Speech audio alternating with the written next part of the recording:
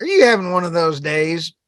Have you ever had an uncle that stood up and said at a family party, "Hey, these three people walked into a bar," and everybody in the family just ran for the carpet? They were digging for carpet to get away from that guy. Hey, I got two of them other compadres as three podcasters walk into a bar. My name's Stu Turley, President CEO of the Sandstone Group. And I got me some great podcast hosts here. I've got RT Trevino. He's the big dog over there at PACO operating, podcast host for The Crude Truth. Welcome, RT. Oh, thank you guys for having me. Can y'all hear me okay today? Good afternoon, good morning. Yeah, good evening. Yeah, you sound kind of like you're underwater. I do? Okay. No, you're okay. You're okay. You're okay, dude.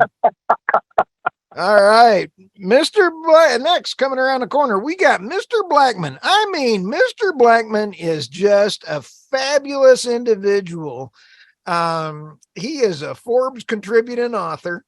He is also on the Daily Caller. He has two other podcasts. He has the Energy Transition, the Weekly, and then he's also on the Energy Question, which all of our podcasts are going off like wildfire here, guys. David, thank you and welcome. Hey, how you guys doing today? Hope everybody's having a good week. It's been brutal. I can't complain. It's been full. It's a little hot out there, but it's been a full, good week It so is far. hot. Holy cow. All right. Hey, let's kick it off with David. Your story on energy absurdities I thought was fabulous. Let's go ahead and kick it off there with Forbes story. Exxon Mobile sees LNG as a growth business into the future.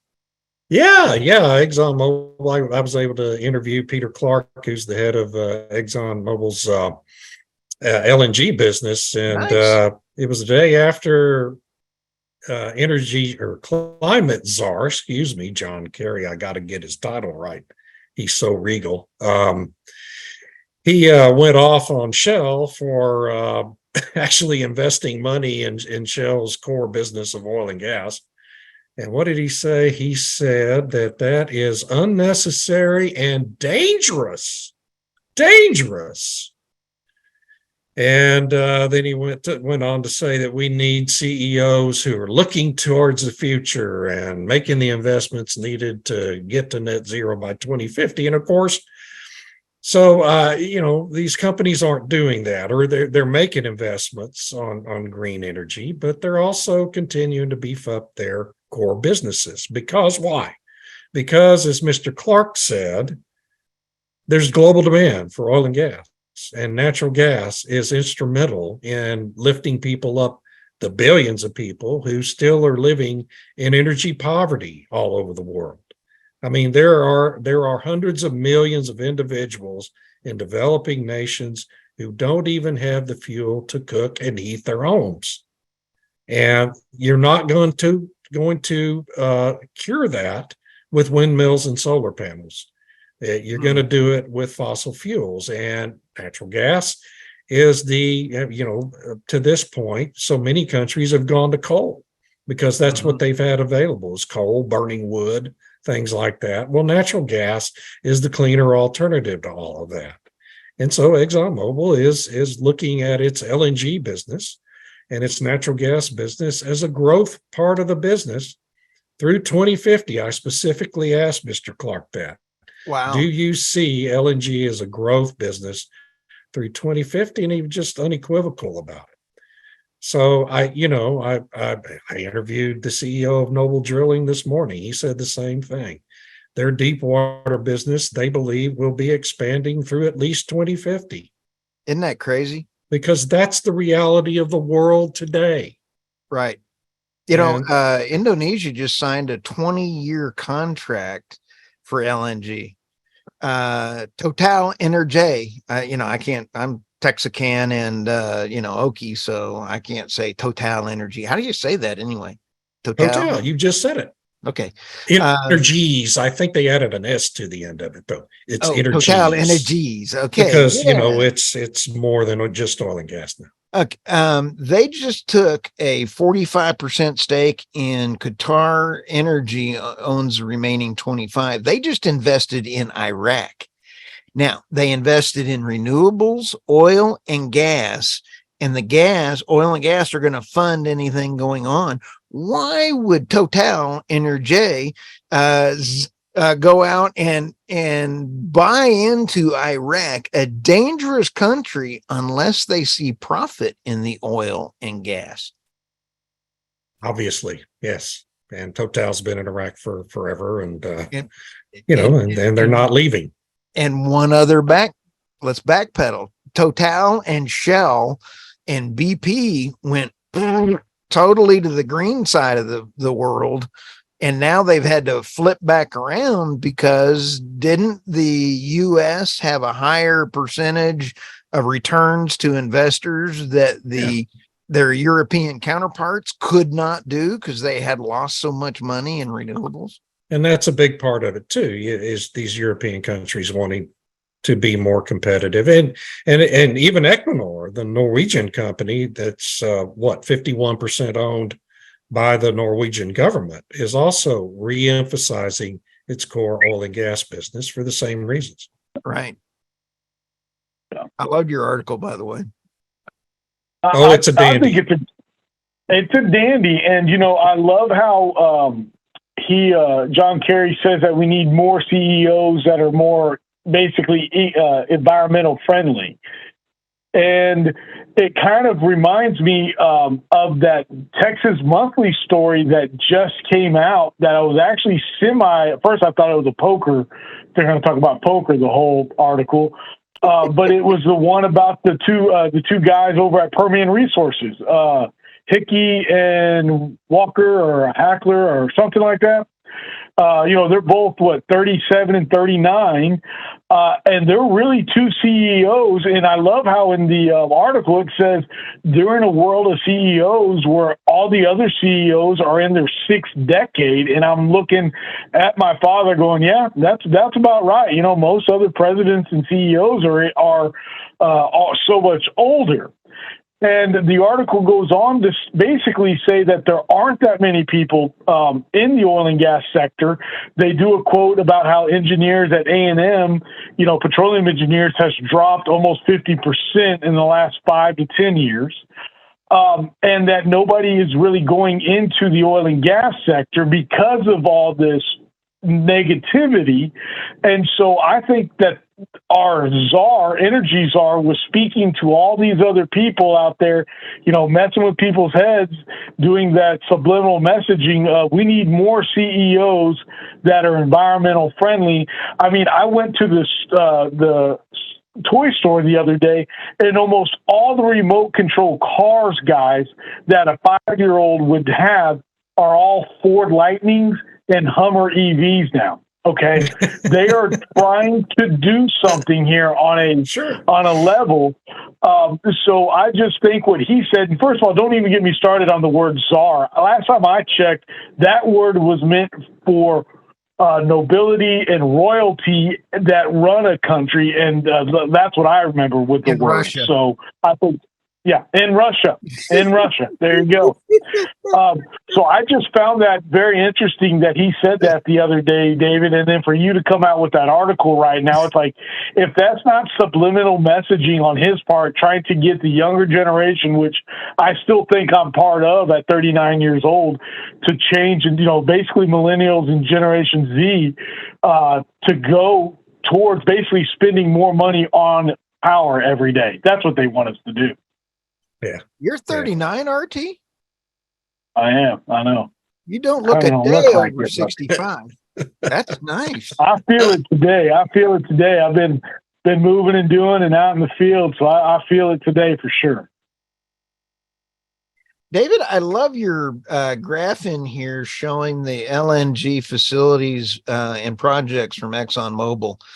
That's very that's Exxon's map. I got permission to use it. Yeah, they're all over the world. They've dozens and dozens of facilities.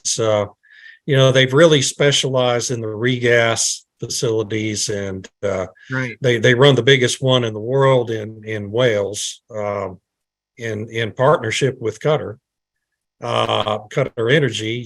And of course, Golden Pass, the LNG export facility here in Louisiana that is undergoing an enormous expansion is also a partnership between Exxon Mobile and Qatar Gas. And Now, did I read something crazy about India is just bumping up their LNG huge? Sure.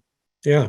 I mean, I saw something on that. It was an astronomical number on LNG for India. Yeah, and India is lucky.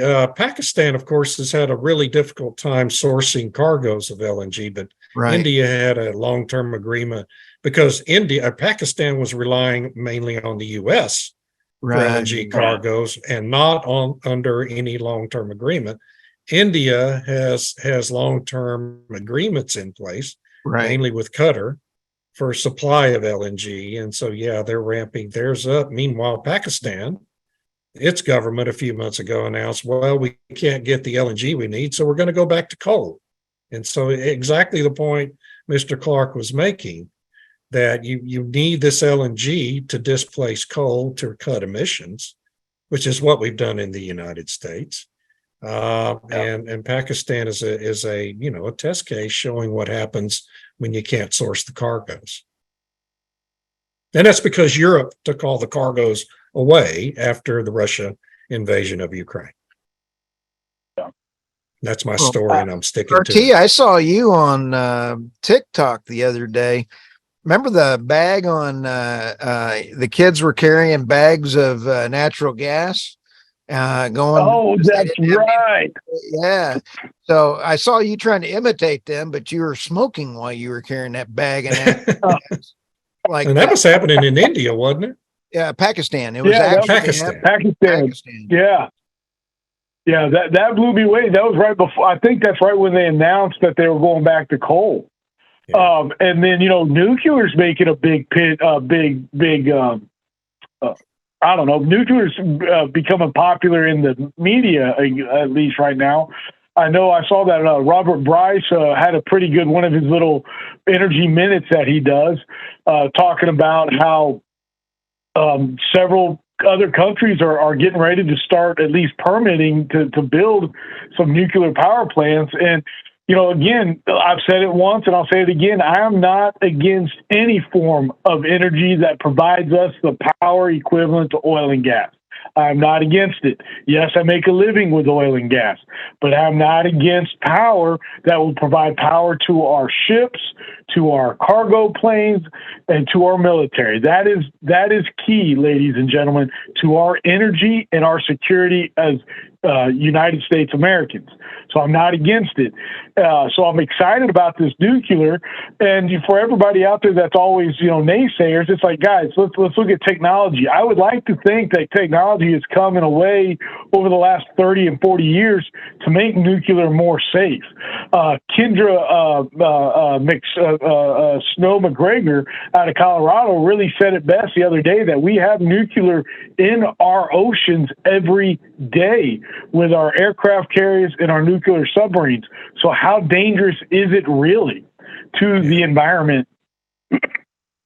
Yeah, and our aircraft carriers also, I don't know that they're all nuclear, but almost all of them are. I would think they all are. We only have, I believe, I need to fact check myself, but I believe we only have 2 that are left as non-nukes. Okay. Maybe even 1.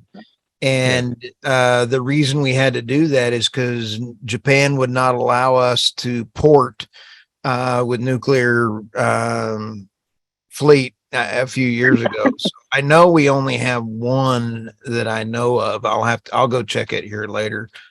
But that's not funny. I'm sorry. I'm laughing that Japan wouldn't let us port a nuclear anything on their land.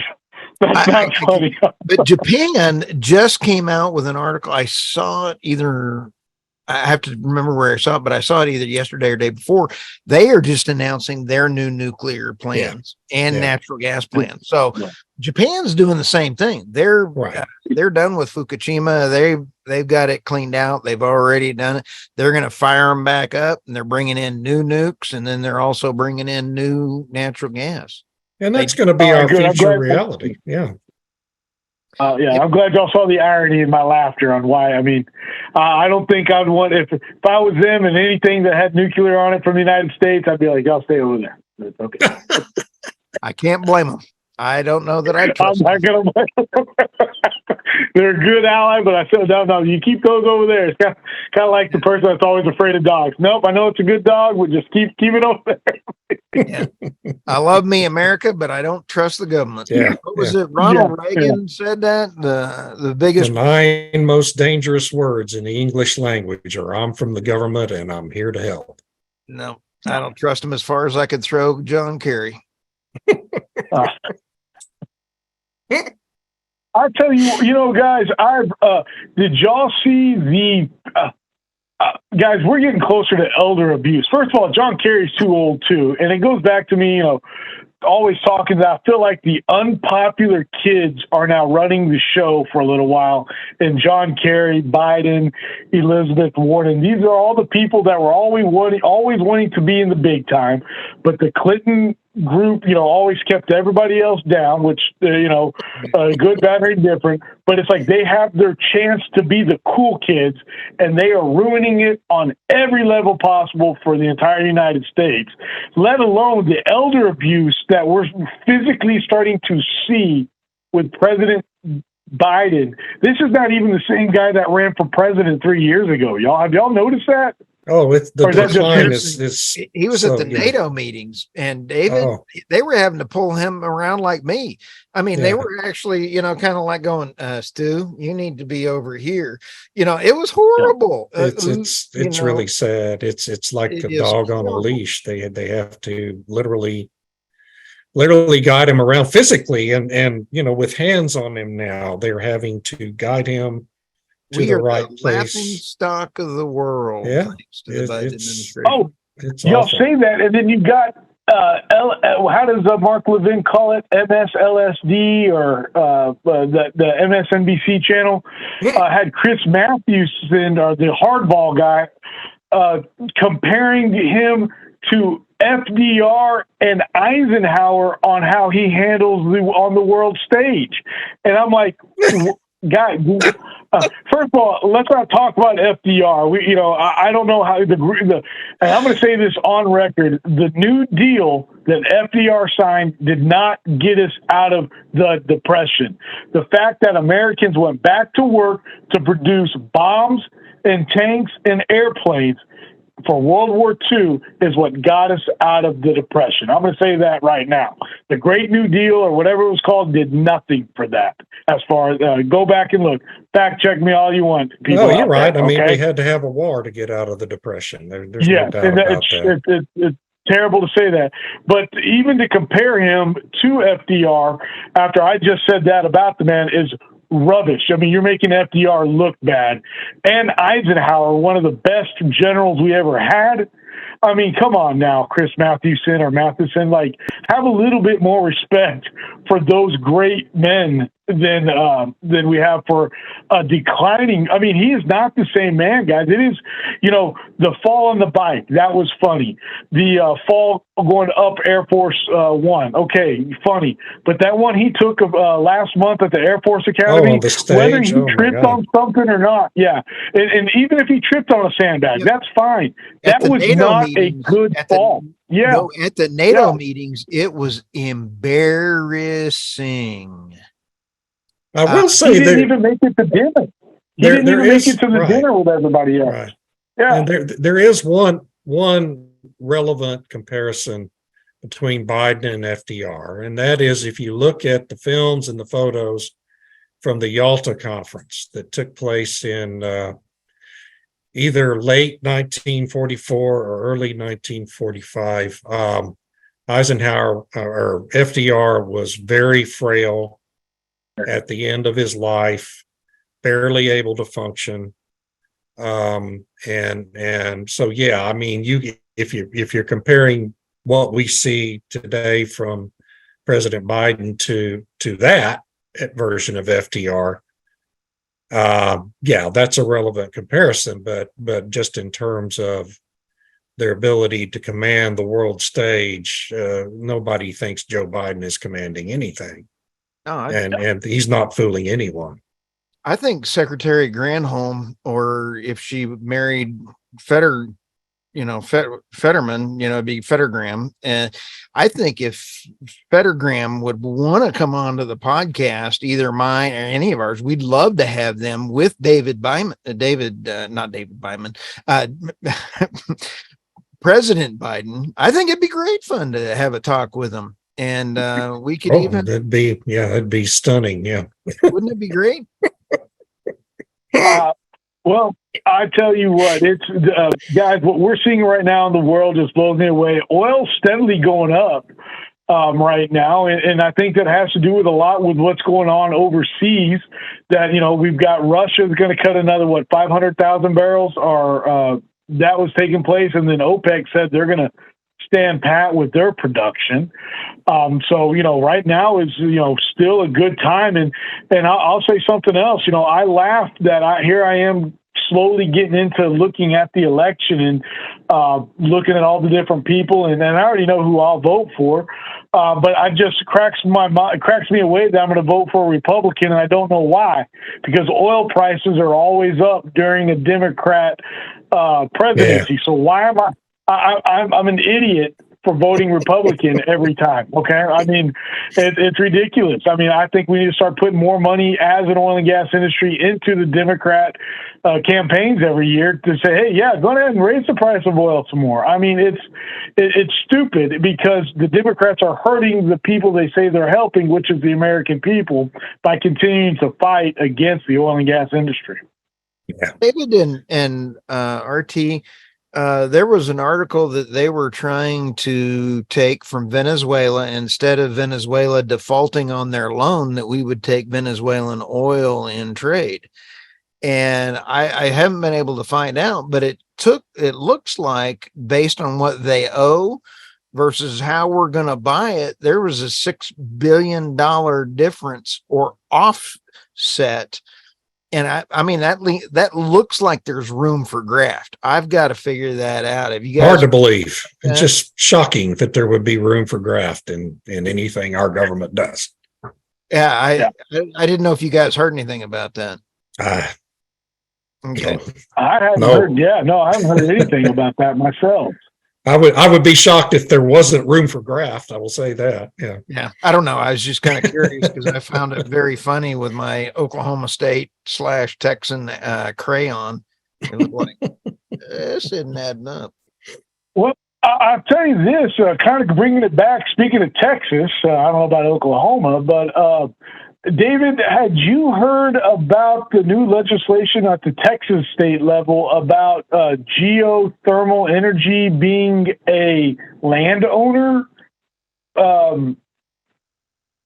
surface right, I guess? Well, it is a surface rights thing. Yeah, I mean, that's the state of the law.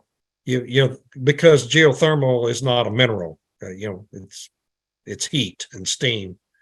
And so, I mean, you're not bringing minerals up out of the ground, then the mineral owners are kind of irrelevant. It's all the surface owner. It's just the same as carbon capture. The issues are, controlling the formation with carbon capture. With the surface owner, you have to lease the surface extent that covers the entire formation that you're using, and geothermal's a similar kind of issue. So, I don't know if it makes it any harder, but it's often, not always, but often a different set of individuals own the land, the surface, than own the mineral estate below it. And it's just a different set of challenges for these companies to get under lease. Well, be on the lookout. I actually have a Crude Truth episode coming out here in the next couple of weeks with Joseph Batir talking about geothermal. And I think geothermal is just something that is great. And when you just said it, and again, David, thank you as always for even hanging out with me and talking with me. The light bulb went off on why it is not considered. It's not a mineral. You're absolutely right. Because I was a little bit like, why is it not? It's coming from the ground. Yeah. But that, and the same formations, right? Yeah. Right. Yeah. Same formations. So that makes sense. But the other thought I saw was, it does give landowners more of an incentive to do something else, just like because the landowners are the ones that receive on windmills and what are those panel things called? Solar panels. Sunlight comes and hits them. Solar arrays. Yeah, solar panels. And so I think it's just another benefit to at least maybe get some positive traction, because I think geothermal would be great. I really do. I think you could, at the right way, and based off of my engineering knowledge, I think you could truly power small cities and little towns of 5,000 or less, especially in some of these old oil towns, with this type of inexpensive electricity. I think it's pretty cool. I agree with you. I interviewed a lady named Cindy Taff, who's the CEO of a geothermal company that has a project down, in what county? I'm going to forget which county she's in, but maybe Duval County down in deep South Texas. And it's, I learned a lot from that interview, because there's so much potential for storage of electricity generated with solar and wind, number one, with geothermal, and then also setting up microgrids like you're talking about that can power a whole community that's not connected into the grid, and big oil and gas and other kinds of industrial projects, can potentially obtain power through geothermal well rather than hooking up to the grid. And so there's just it's a really interesting concept. I'm not sure how, what the ultimate scalability of it is. It's in such early stages, but it does seem a really viable alternative. I love geothermal. The only thing I was reading about it last week was it is geologically important on each different area. Like Japan has all those natural springs, and you see the monkeys all kind of hanging out in the hot tubs. And they could really use geothermal. The problem with that is 80% of the area that Japan has for geothermal is in the national park system in Japan. So only 20% of the rock that is available to be able to use for geothermal in Japan. So it depends on the geo, and I don't know that kind of stuff. So this is a different concept, though, that people are working on now. That's the, and the geothermal projects we've had so far had to be near a volcano or some kind of thermal source like that. Well, the concept they're working with now is that any formation that has heat up to 500 degrees Fahrenheit can potentially generate geothermal power. And so these are a lot of the same formations underground that we've been producing oil and gas from for decades are now suitable for the purpose of generating geothermal energy. And it's not as, you don't have to be close to some kind of lava source to provide the heat. So it's the scalability should be a lot more substantial than it has. This is an exciting topic to follow up on. I really want to learn more about it. Yeah, me too. Cool. I do too, and I love when you, Stu, when you chimed in on this. When you go, I love geothermal. All I could think of was Anchorman, where the brick guy goes, "I love lamp," and it's like, do you love lamp, Stu? You ever seen that movie, Anchorman? Never mind. Yeah, I did. I'm funnier than he is.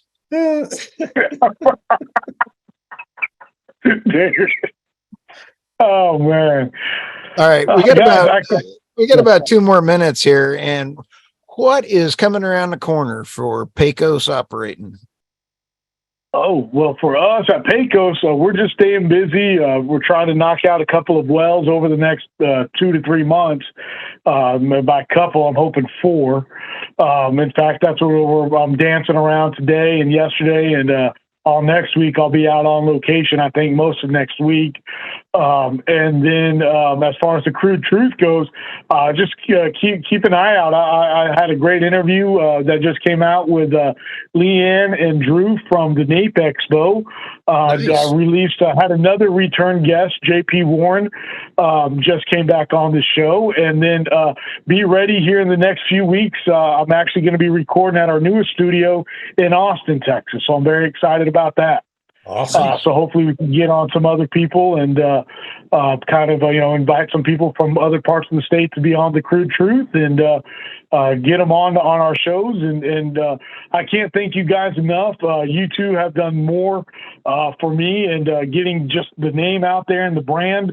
With Sandstone Group and with the name Sandstone Group and David Blackman, you can't go wrong. David, your leadership and your thought leadership has really just second to none out there. And then Stu, with you and the Sandstone Group, y'all just continue to do great work, bringing on new podcasts. And it's not just an oil and gas podcasting that y'all do. So thank you guys very, very much for all that y'all do. I'll pay you later. And David, what's coming around the corner on you, man? Oh man, I got a big week here. I'm interviewing Michelle Bloodworth, the CEO of America's Energy.